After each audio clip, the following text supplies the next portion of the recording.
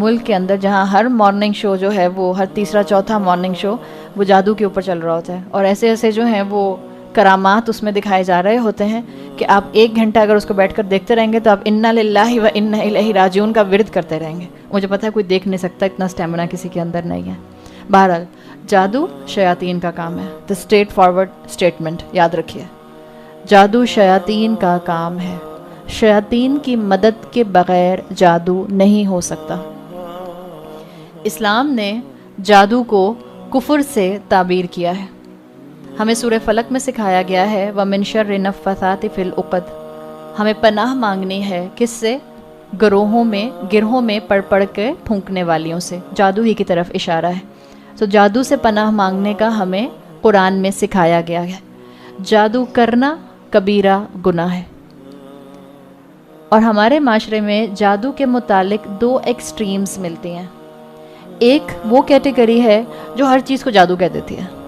مثال کے طور پہ سیڑھیوں پہ پاؤں سلپ ہو گیا، ہائے کسی نے مجھ پہ جادو کر دیا. مثال کے طور پہ پکوڑے جل گئے، ہائے کسی نے مجھ پہ جادو کر دیا. دودھ ابل گیا، ہائے کسی نے جادو کر دیا. ماسی نہیں آئی، ہائے کسی نے میری ماسی پہ جادو کر دیا. مسلمان کا کام کیا ہے؟ اپنے آس پاس کے خطرات سے باعلم ہونا، ان کو جاننا، اس کے بعد اپنی پروٹیکشن کر لینا. اور پھر کیا آپ کو بار بار کہا جا رہا ہے؟ توکل علی اللہ. بس وہ نظر آپ کو لگے گی جب اللہ چاہے گا، ورنہ کوئی آپ کو کیسے بھی دیکھتا رہے آپ کو نظر نہیں لگے گی. ایمان اللہ کے اوپر سب سے اہم چیز ہے.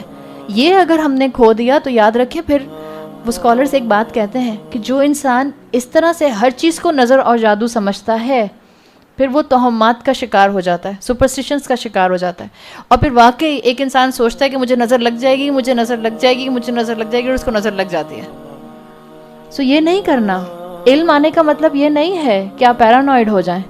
علم آنے کا مطلب کیا ہے؟ آپ پروٹیکشن کریں.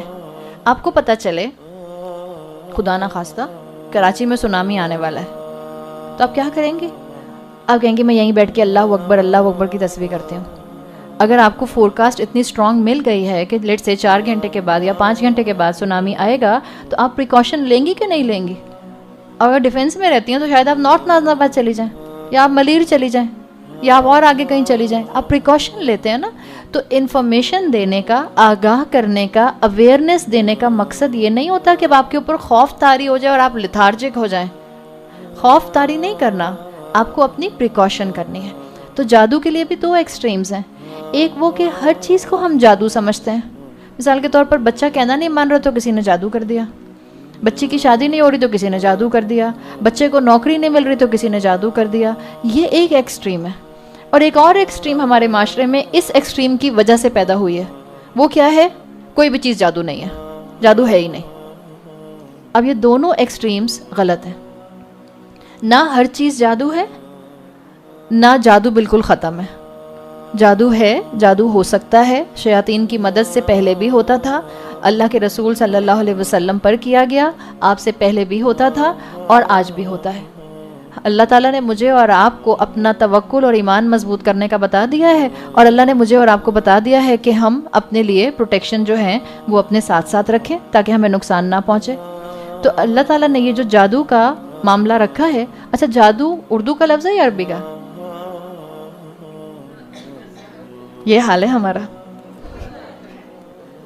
عربی میں کیا کہتے ہیں؟ سحر کہتے ہیں. شاباش. جادو اردو میں کہتے ہیں، سحر ہے عربی کا لفظ.